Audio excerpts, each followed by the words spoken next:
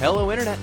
Gino, that from Reno Grieco here again with another episode of Deep Listens. And today we're going to be discussing Katana Zero, the new action-adventure game featuring a time-manipulating samurai man by ASCIIsoft.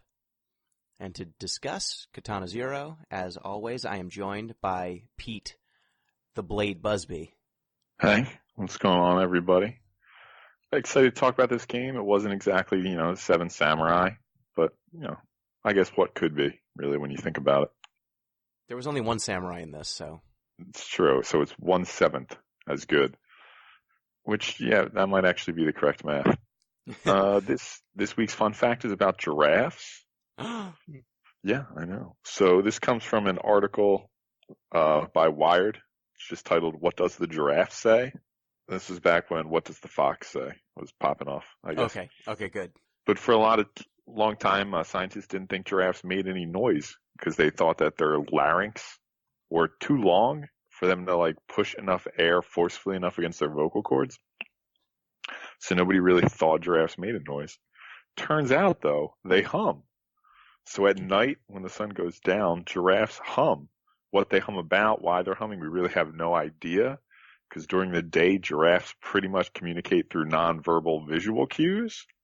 But when the sun goes down, they start to hum. It sounds a lot like a person snoring, honestly. Oh. But that's the noise they make. Oh, that's awesome. Yeah. They're humming the theme to The Lion King. Just that. Yeah, exactly. Do you know how hard it is for a giraffe to bow, Simba? Show a little appreciation. Mm-hmm. When we bring our heads back up, do you have any idea the blood, how it rushes? We are dizzy for minutes. You ungrateful monster. And then he slides on their necks. Their necks get wrapped around each other. It's real bad. Did either of you see the new Lion King? The John live action one? Live action one? No. I kind of wanted to, just to say that I did. I've heard nothing but bad things about it. But really? I just want to know whether the tiny lion cub slides down the giraffe necks, or if the giraffe necks get bent around each other, or if it's just, has no joy in it. I will say casting John Oliver as Zazu, excellent work by the casting director.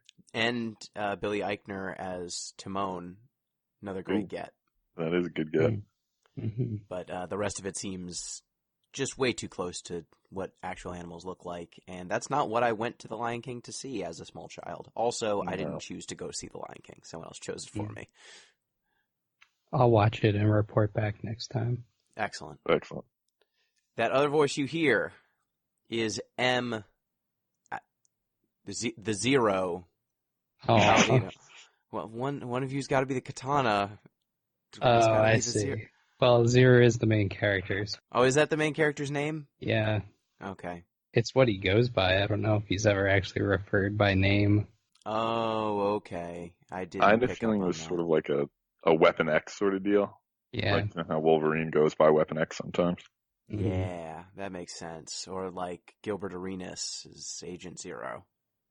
Exactly. There was a lot of parallels in this game to Gilbert Arenas' career. We'll discuss.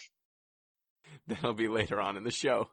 I have no idea who this is. He's a basketball man. Gotcha, that's why. All you need to know is that he was involved in an incident where someone brought guns into the locker room. He was also involved in another incident where I think he shit in a teammate's shoe. Somebody shit in the guy's shoe. I think it was Gilbert Arenas. A non-zero amount of shit was found in a man's shoe in a professional environment, and it was uncouth. I see. There's another fun fact. Yep. Before we discuss Katana Zero, we've got to mention, shout out the Patreon. You can support the show at patreon.com/deeplistens. If you support the show, you can get access to our Discord, and you can give us feedback. You can chat with other members of the listening public. You can chat with us, the hosts, and you can be on the Discord report.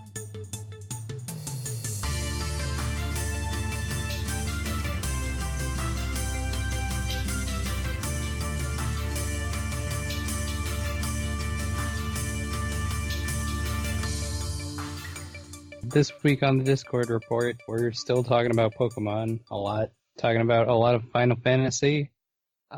We got into a segue of our game's art, which I'm so tired.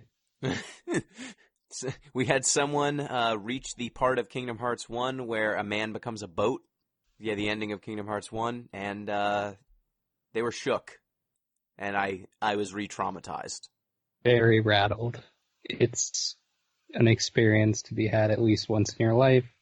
ZP he wanted me to not mention that he's stirring shit, and then he posted a picture of it's a bologna cake. There's no other way to say it.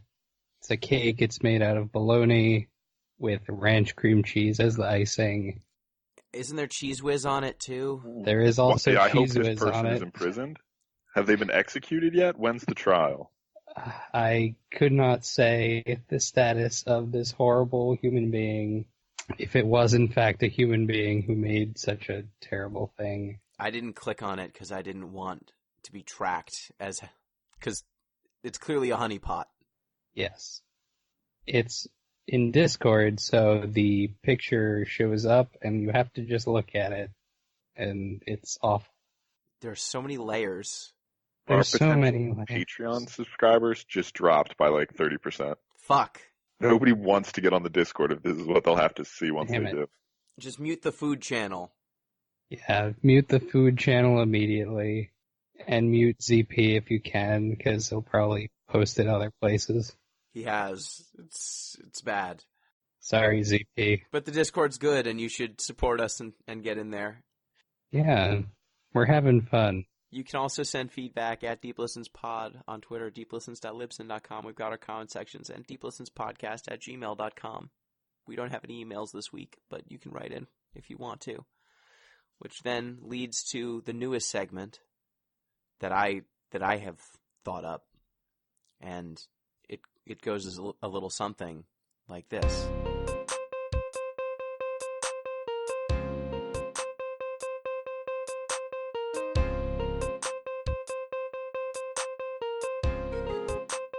This is my obsession.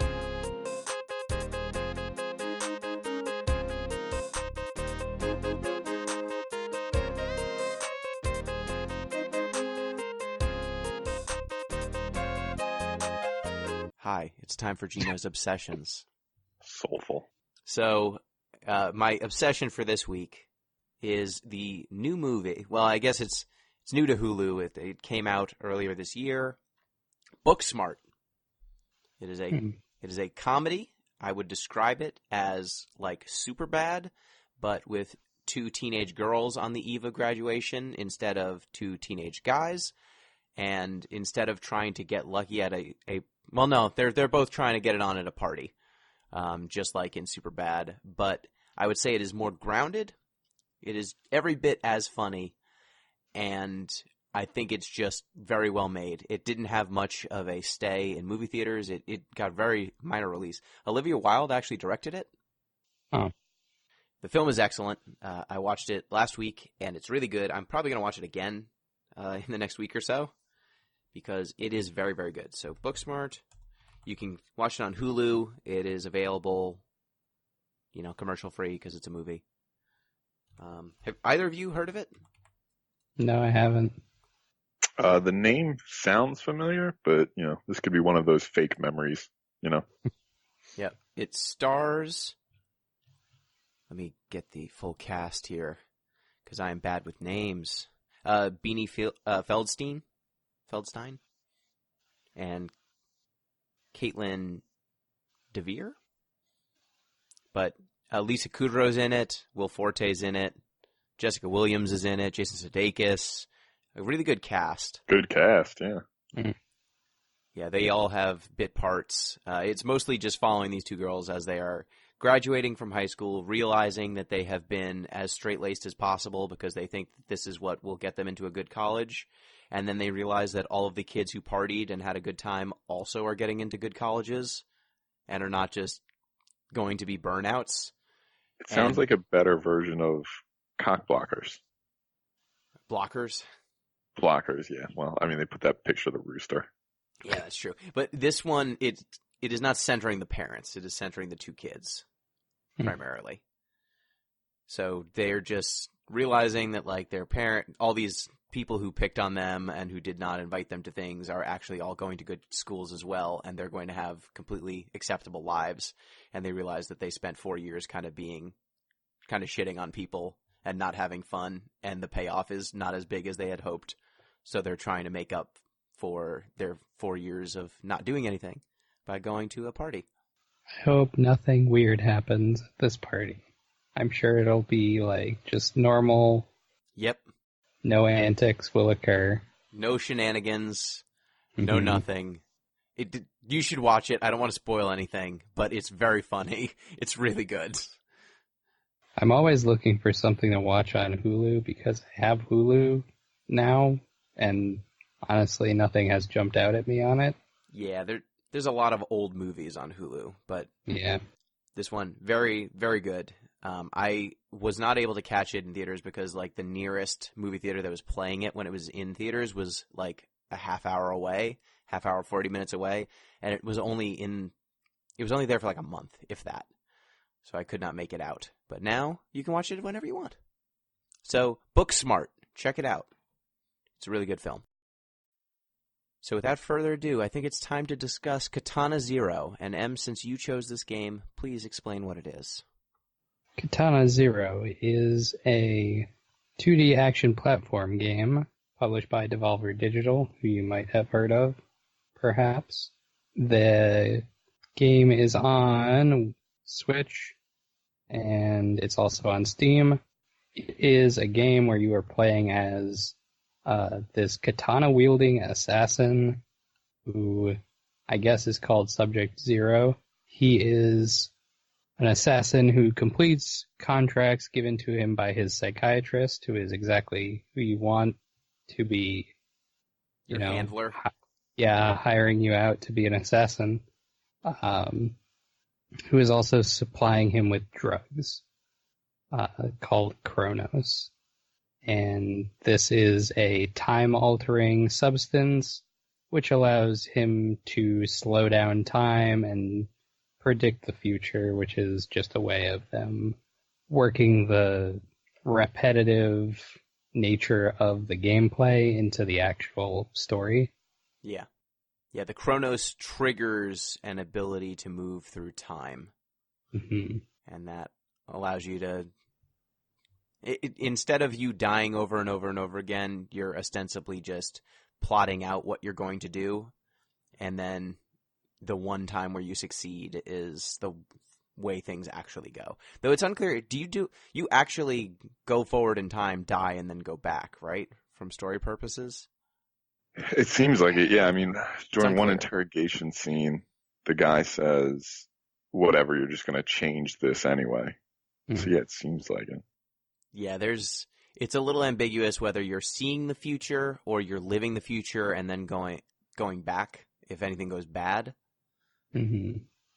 And it says something every time you die that's like, no, that won't work. And then you go back and you do it again. Yeah. So the main gameplay is basically a side-scroller. There are generally a few enemies on any given level. Some of them will have guns, some of them have knives, some of them just try to punch you. And you just kind of run up on them, slice them in half. It's almost exclusively one-hit kills. And you're trying to get to some sort of target for the most part. And then you basically have a few ways to interact with the world. You can jump, you can slash multiple times in the air, and that's kind of your way of double jumping.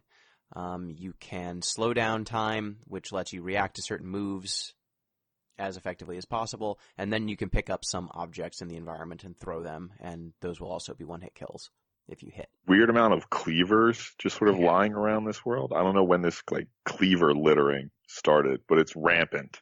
Yeah, I don't really understand why in the back room of a club there's a cleaver, but something bad has happened in this EDM club in like the second level. So what did y'all think of just playing Katana Zero?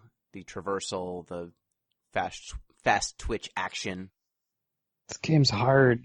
It sure is. Game is hard because it's one-hit kills for everybody, like you included. Mm-hmm. For the most part, you can clash with certain moves, and that will just cause you to be stunned for a second. And there's some enemies who will just like knock you down and not kill you, and then they'll shoot you like immediately after. Yeah. But you can survive that.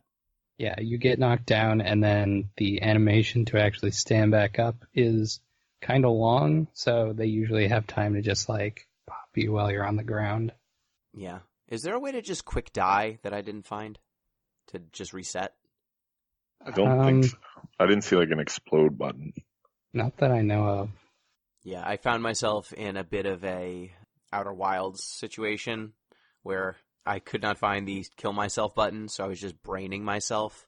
Like, if something went bad, I was like, well, I just need to find this person and let them end me. Why did you need to kill yourself?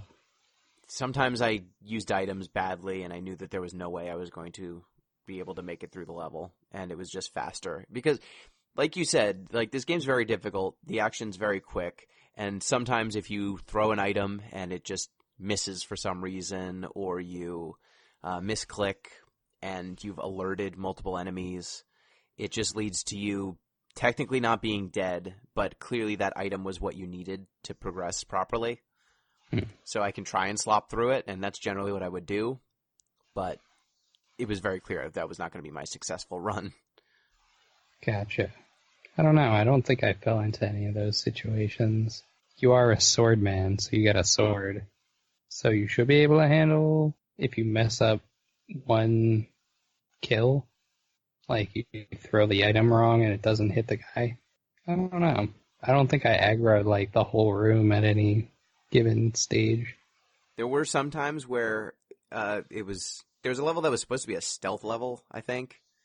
Oh, yeah. And in that level, if you alert anyone, you're basically screwed if you want to play stealthily. Mm-hmm. It's a stealth level in almost the most minor sense of the term, though. Like, you can kill everybody, and I don't think it has any consequences, except a stern talking to from your horrible psychiatrist. Oh, is there a way to get through that level non-lethally? Maybe. I don't know. You're talking about the, like, police one, right? Yeah, the level where you're not... They say don't kill anybody. Yeah, I don't know. I mean, I did, because it seemed like something Katana Zero would do. I did, but I got through like 90% of it non-lethally, and then the last 2%, I couldn't find a way to sneak by someone without icing them. After trying for like 20 or 30 minutes, I was just like, fuck this. I'm not enjoying this. None of this is fun. It feels finicky. And there were a bunch of spots where the game, your character's animation just continues for like a half beat. You can't just walk. You like sprint and then stop, and that's causes you to slide a little bit. For some reason, this man who's wearing, I think, like sandals runs around like he's on ice, and he always slides a little bit in either direction, and that lack of precision caused me to trigger the same enemy over and over and over again. Like, it demanded me to be pixel perfect to avoid this guy's line of sight, and I just kept fucking it up by like a millimeter either direction. And I was like, I don't know if this is supposed to be impossible or if I'm just failing to execute, but I'm not enjoying this. I just want to continue the game. Did either of you enjoy playing this game? No, I mean, I expected something a little bit more, like, stylish, so to speak. Like, it's basically just sprint slash, sprint slash, sprint slash. Like, there's not a lot of, I don't know, technique for a game about a master swordsman who controls time. It's not like we're playing Sekiro, where it basically is all swordplay. Like, you clash with enemies and then have to actually worry about blocking and stuff. It's just, if you can hit them before they hit you, then you win. 90% of the kills, too, are you, like, flying through doors once people get close to them. Yeah. The most stylish thing you can do is knock a bullet back at the enemy, and that is basic. Even that is finicky. Like, some of the windows for reflecting certain attacks are very tight, and if you press the attack button too early, you will, like, have to wait to reload your attack. And there were a few times where I just fucked up on the timing, and then I still had slowdown going, so I would miss the bullet by swinging early, and then I just had to watch this bullet slowly hit me, because my dude just can't, he's just too slow with the sword. And, like, that's the most stylish thing, I think, in this game, is deflecting bullets back. And even that, I didn't want to use the slowdown because this game's so fast that anytime I had to use the slowdown, I felt like it was detracting from the trial and error nature of the gameplay. It was investing too much time in these runs that inherently have very little meaning. And so I just tried to slop through without using the time rewinding or slowing down at any time, which made it more difficult and more frustrating, I think. So I think I was doing myself a bit of a disservice there, but anytime I used it or like really tried to play precisely and then got fucked by some small minutia of the controls or like a jump going slightly awry, it just felt way worse than when I was just slopping through as quickly as possible. This is a game that really wants you to go fast, and then it has a slowdown button. Yeah. There's a huge amount of tension. I tried not to use it, but then, certain things like deflecting bullets, basically, you have to slow down, otherwise they're going to shoot you 4 times in that same span of time. You can't deflect all of that. I got pretty good at deflecting the bullets just based on the cues. You can do it. It's just, and it's way radder when you do it. That's true. It's less precise, much less precise, I will say. And the whole time I was playing this game, all I could think was, man, I wish I was playing Hotline Miami instead. Yep.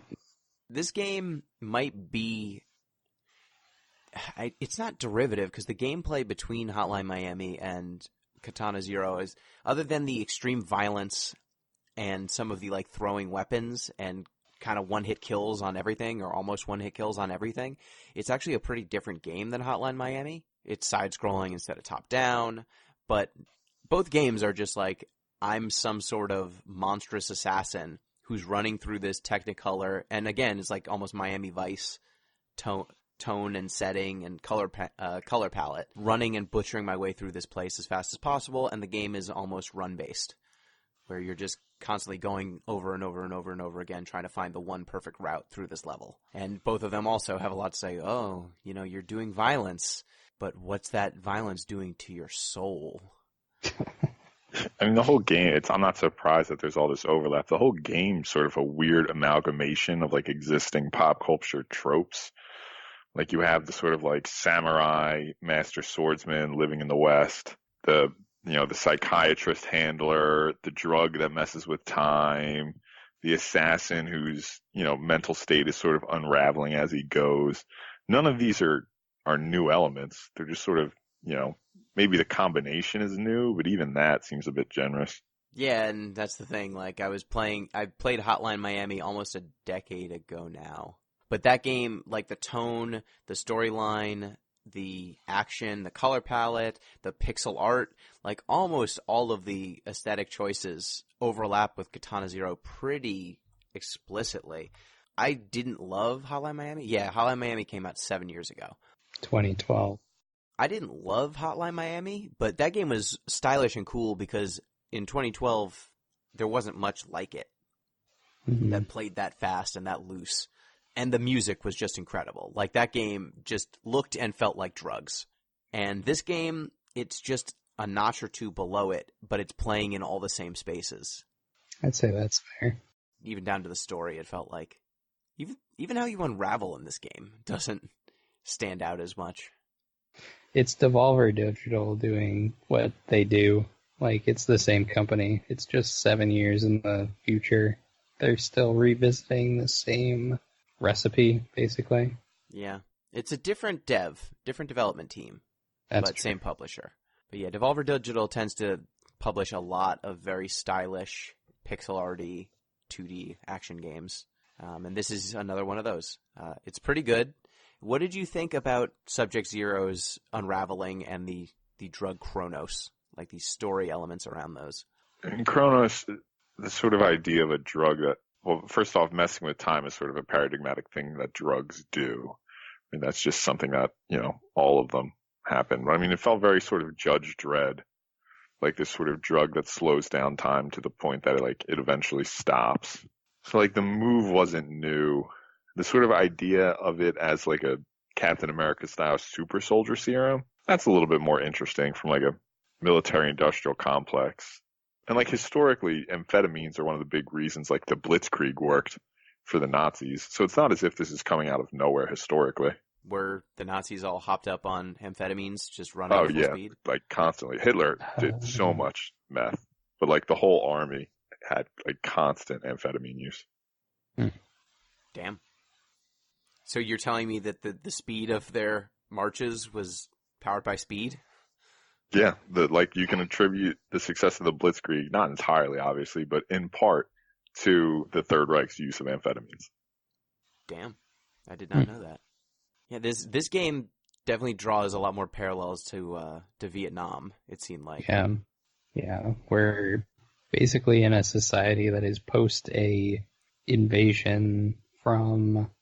I don't think we ever get Cro-Mags? like what. I Yeah, think the name of the civilization, at least. yeah. They call them. It's the Cro-Mag War, but we have no idea what Cro-Mag actually is. That's like 7 years in the past, and then now you're this former soldier who is trying to not be so traumatized by war, and then just gets used by your psychiatrist. So that's a little sticky. Yeah, and there are vets that you run into throughout the game who do not react well to your character saying that he's a vet. Yeah. And it's clear that your character is significantly younger than all these people who are claiming to be veterans.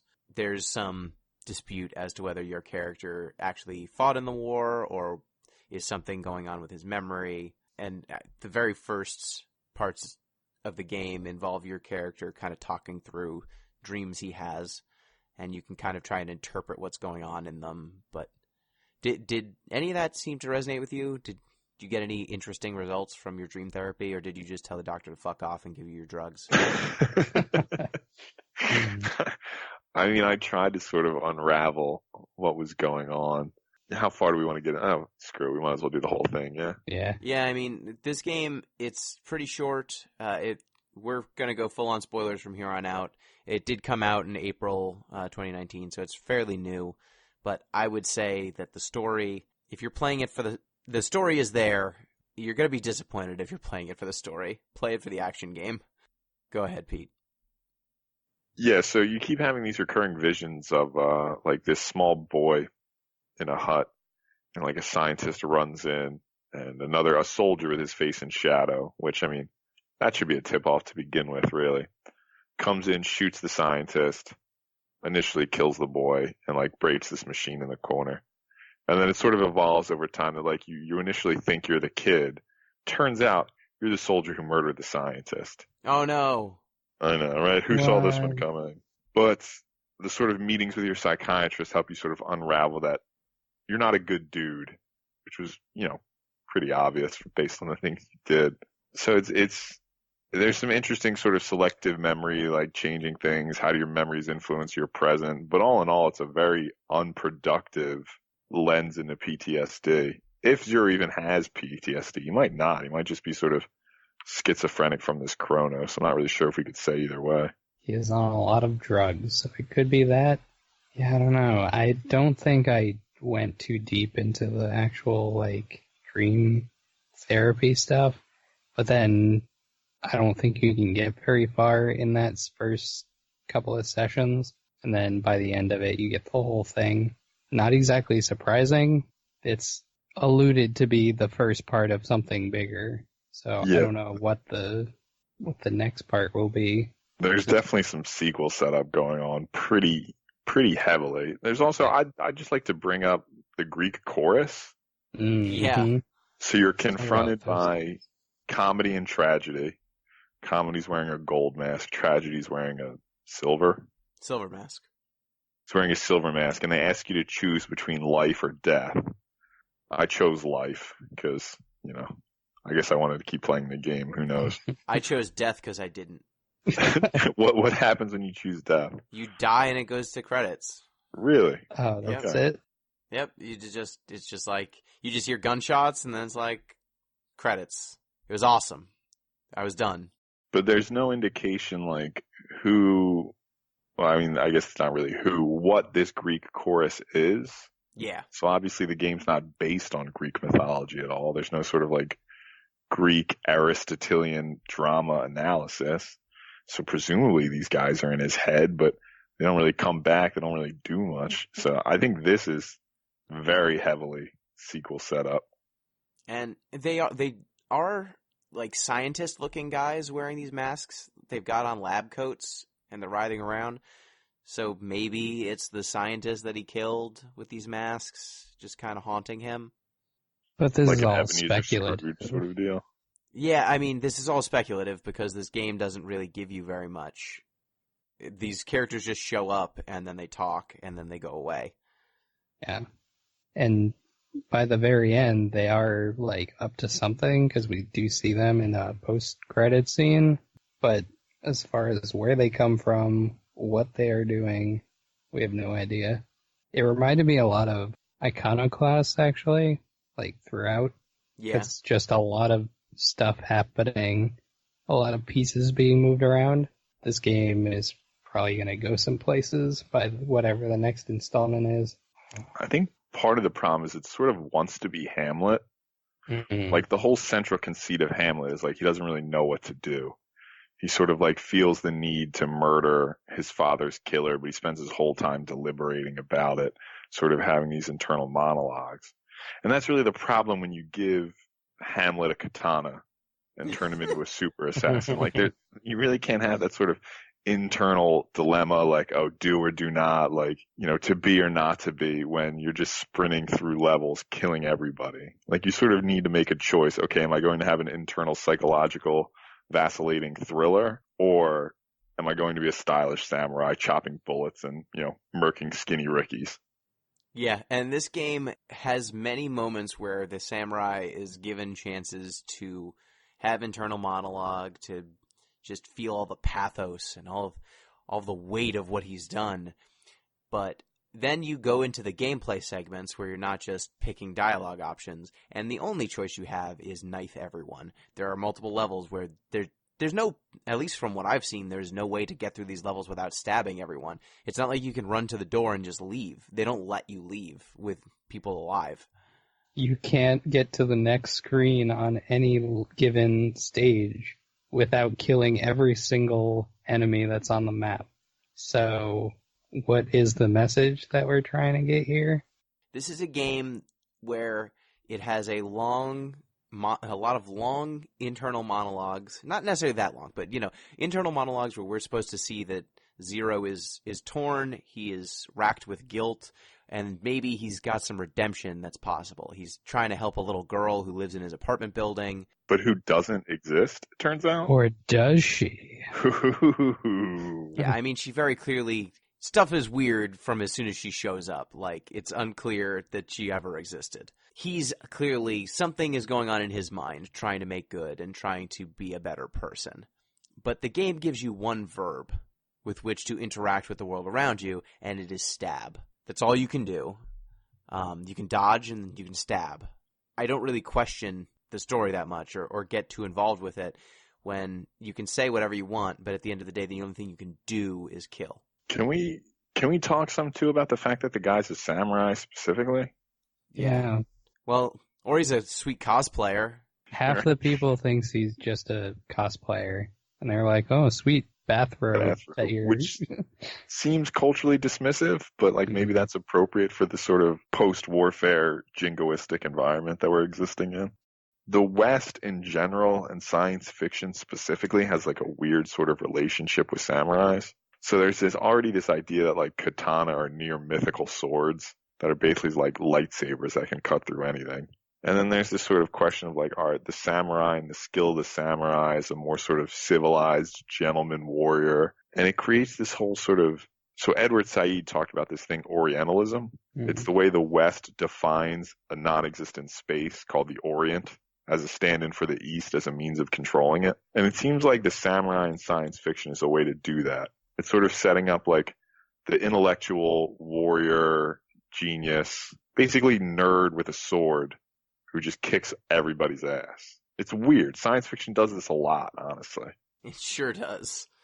And Katana Zero, it sets up this character who is, like you say, he is alternatingly a cosplayer. It's unclear if he's even you do samurai things, but is he trained in any way to be a samurai, or is he a dude who's jacked up on Chronos, and how he chooses to kill people is with a sword, right?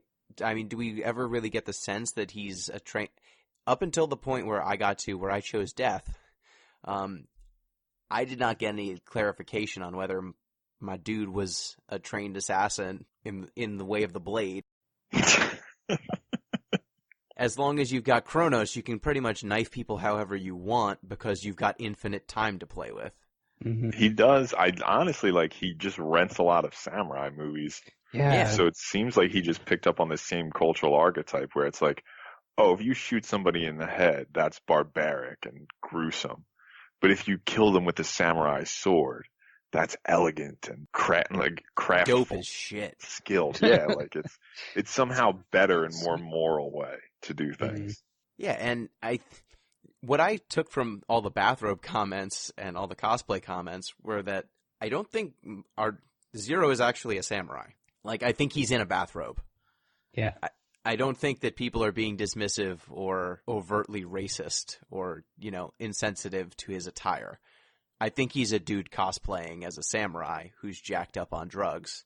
At least that's what I read into it because I played Hotline Miami, and this game seemed a whole lot like that. And that game also was kind of a person high on drugs, full of delusions. Just as sort of like a historical footnote, too, the sort of connection between like a samurai and a sword is sort of a more recent thing in the history of the samurai. Like, initially, they weren't swordsmen, they were archers, to like the point where they would downplay their swordsmanship. Like, they'd be like, oh, I'm such a good archer that nobody ever gets near me, so I suck with this sword, I don't even need to use it. And it's sort of historically a more recent thing of being like, no, the sword is the soul of the samurai. Huh. Well, yeah, because it's cool because the sword fights make for really good movies. I don't know if you know this, but drawing bows on each other. Yeah. The only sick archery movies involve Robin Hood. That's it. And even those are like, sometimes. Yeah. And the sickest thing he does in that is shoot an arrow with another arrow. That's it. Though, did either of you see that new Robin Hood movie? Oh my god, it was so bad. Was it was horrendous. Yeah, and they did this really weird thing with like the fight scenes where he's basically part of an infantry unit in a modern war. They basically took Iraq and used bows. It's crazy. What? So it's like Green Arrow or Hawkeye? It's basically Hawkeye, but like it's very obviously meant to be a stand-in for like modern urban warfare. But instead of using, M16s or whatever, they're using bows. And then at the very end, it becomes a super clumsy socialist allegory where he actually says, we need to redistribute the wealth. Like verbatim, he says we need to redistribute the wealth in a feudalist system.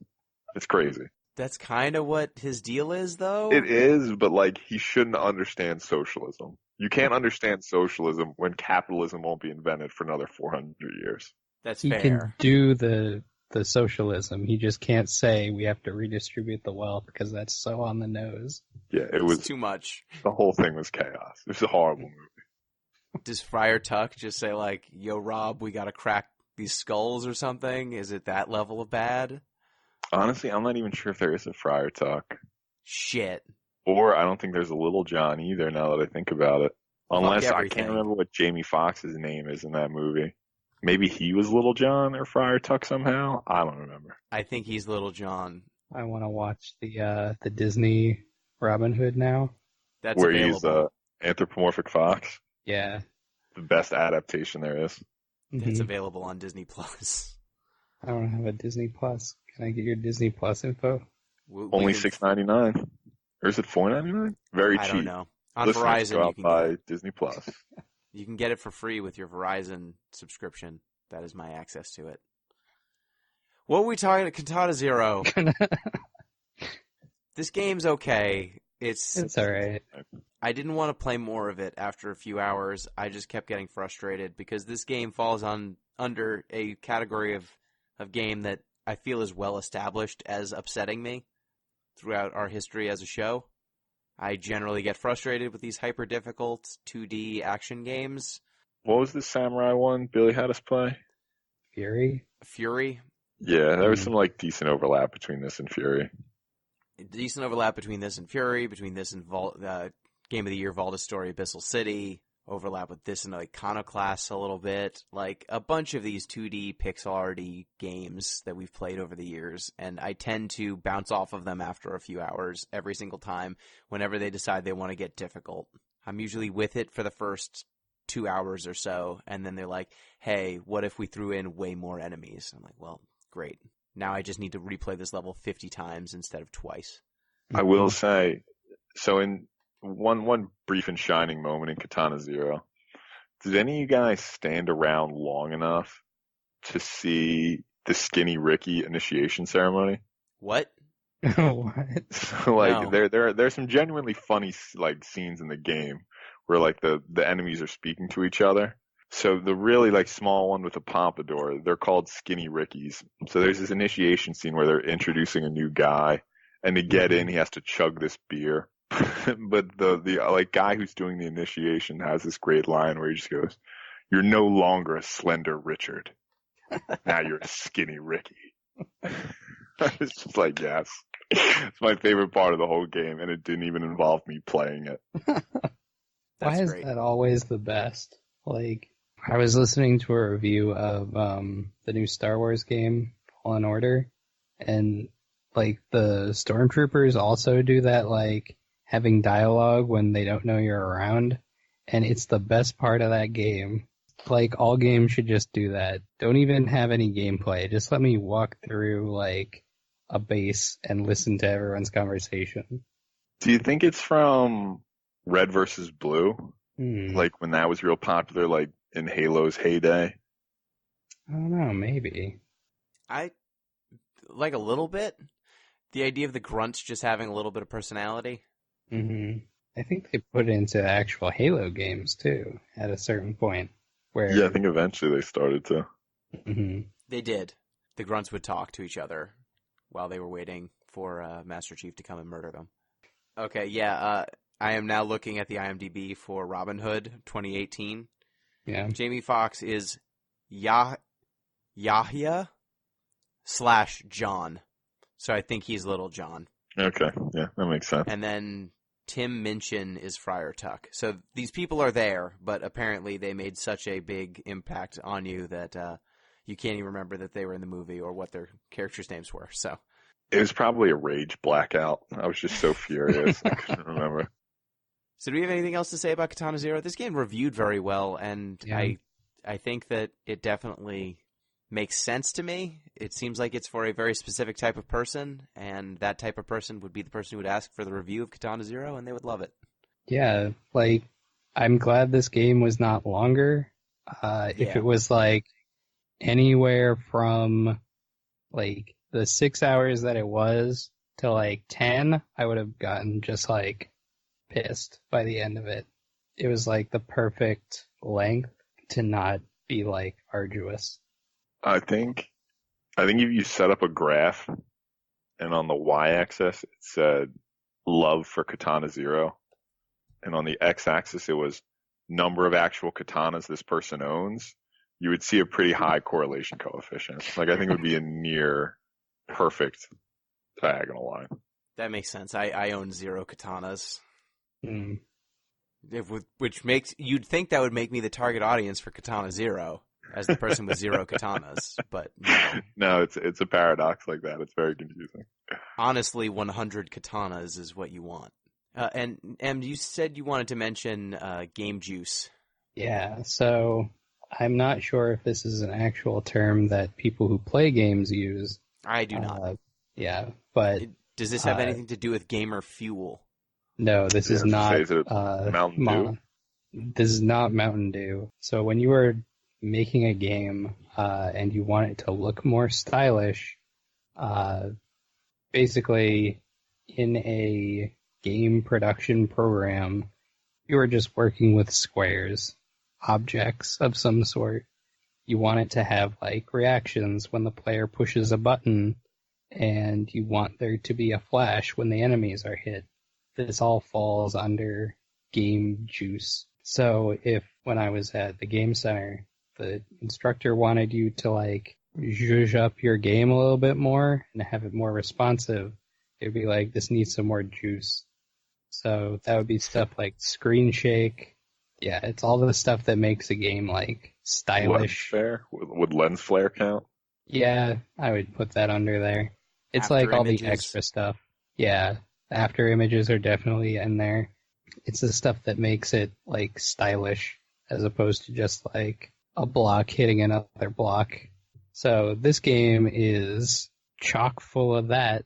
Like if you took a turkey baster and just squirted all the game juice you could into a game, Boy, this do I would be want that to. game. It is saturated. It is dripping. Some reviewers actually called the game too stylish, and like the screen shake for one, that shit is fucking shaky. Yeah. Like there were times when I would just like be going through the game and then I would die repeatedly in one spot, and it's just like jarring how shaky that it got because you do the rewind every single time.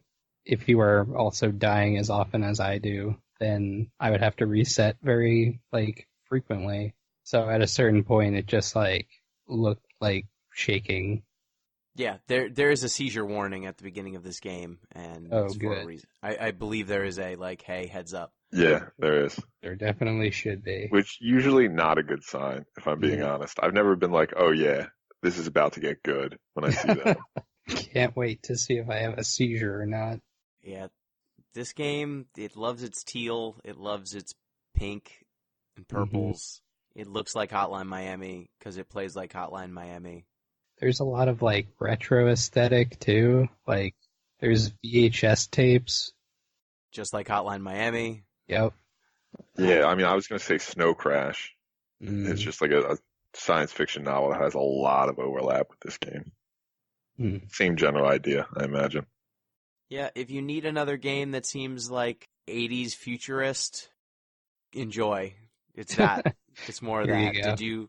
Did you watch Stranger Things and say, what if this aesthetic or what if like this sort of retrofuturism, 80s sort of stuff, but you're a sick samurai and you're slicing people up.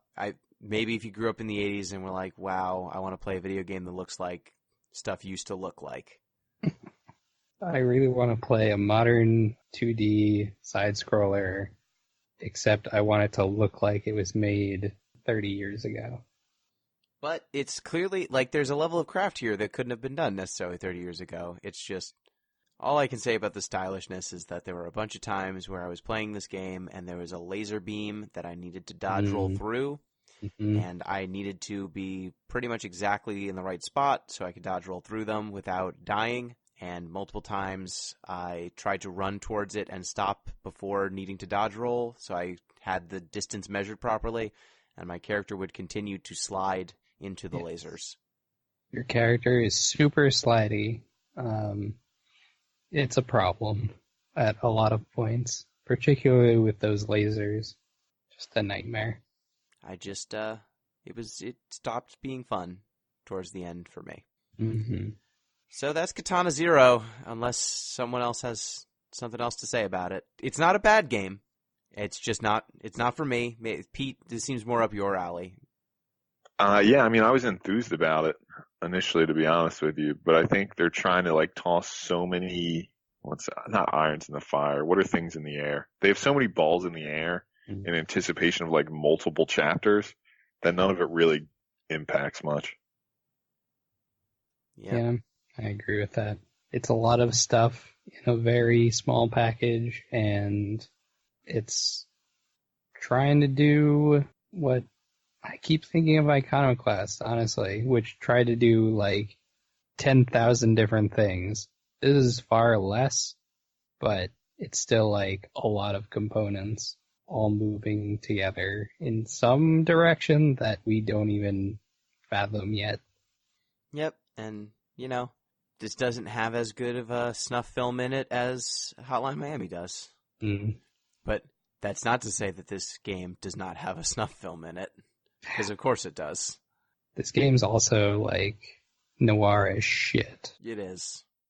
Yeah, I don't know if we touched upon that, but it's grim. I don't know if you've looked at the cover art, but yes, it's that. Okay, so that's all I've got for Katana Zero. It's fine. It's a good game. It's fun. You got $15, you should play it. There are worse ways to spend your time. It's not for me, but it's solidly made. It's one of those. Mm-hmm. It's a Devolver Digital game. Yeah. This was your pick, Em, or Pete's? This one was mine. Was it yours? I think so. Hey, no problem. We moved stuff around for Mega Man Battle Network. So we went Fatal Frame, which was me picking on behalf of Mello, then Disco Elysium, that I think was yours, Em? Yes. And then Mega Man, which was the listeners. And then we did this, which I think was both you and Pete wanted to play this. Yeah, we're both on board, really. I'm fine with Pete if it's your turn or if it's my turn. It's the last game of the year. Ooh, that's not bad, Joe. Oh. I mean, I have a list I can pull one from, but if there's something you were counting on, Gino, you feel free. Let's see if there's anything I need to get on here for game of the year purposes. This is the time to put in your picks. This is. Let me go to Steam to see if there's any games in my library that I definitely want to take a look at. Did Slay the Spire come out this year? I don't think so. I feel like it's been on my wish list for a while. Yeah, I think we've played most of the games that I definitely wanted to. So, Pete, if you had something off your list, I can go next. I don't have anything ready to go. All right, yeah, I'll jump in. But So, it's got to be a banger. All right, a lot of pressure, but I think I can handle it. Have you guys ever seen the movie Moon? No. I've seen The Moon. I looked up at night. Yeah, the Moon's pretty good. So Moon's about this guy who basically sort of slowly goes crazy on this moon base because he's all alone. So we're going to play what basically seems like the game version of that. It just came out, so it would qualify for Game of this year. I would like to play Still There. Available I've on heard Steam. of this game. It came out November 20th, so. Every day is the same on the faraway Bento Space Lighthouse until a mysterious radio message breaks through. Evade the past, welcome oblivion, make the perfect Italian coffee. Okay. Gino's sold. Still, there's a psychological adventure game about grief, technical puzzles, wacky AIs, and dark humor. How far is far enough? Okay. That sounds cool. Right, so next up, we will be playing Still There. And before we sign off, reminder, you can support us on Patreon, patreon.com/deeplistens.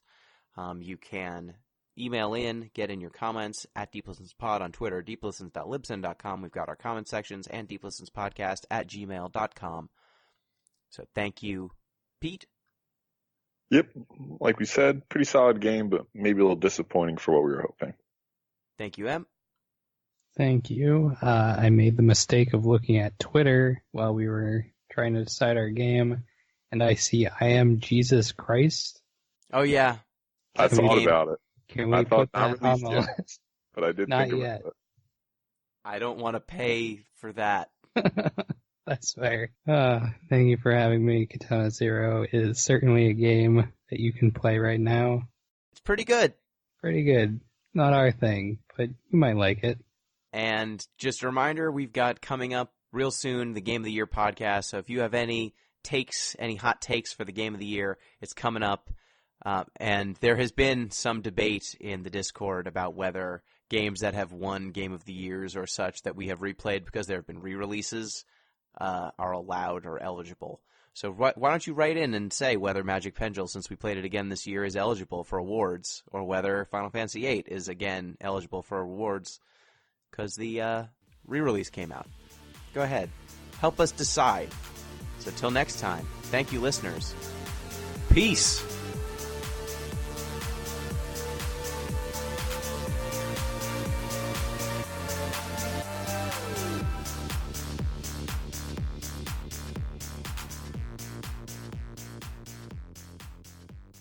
Which then leads to the newest segment that I have thought up, and it goes as a little something like this. This is my obsession. Hi, it's time for Gino's Obsessions. Soulful. I love it. Was that the opening? Yes. Oh. Should Yes. there be music on that? It should be the opening bit of Usher's Confessions Part 2. Gotcha. If you could in post. Hopefully the person listening to this right now is listening to it snip that, and then put these are my confessions, like that part.